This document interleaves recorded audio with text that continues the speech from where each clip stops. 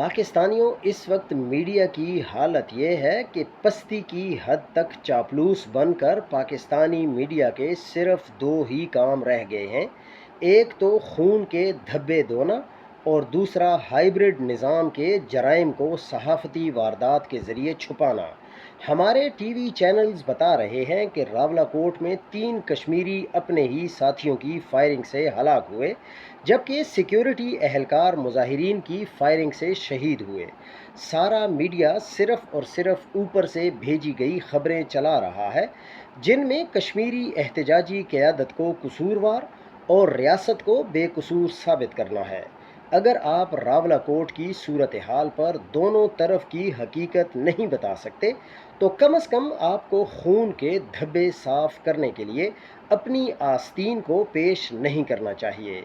इंसान सच ना बोल सके तो आफियत खामोश रहने में है, ना कि वो फस्तायत का टाउट और वकील सफाई बन जाए। अब अगर आप देखें तो हमारा कुरान भी कहता है कि जब आप किसी जुल्म को देखें तो आप उसके खिलाफ आवाज़ उठाएं। लेकिन अब हम किस पस्ती की तरफ जा रहे हैं कि आवाज़ उठाना भी अब मुश्किल होता जा रहा है।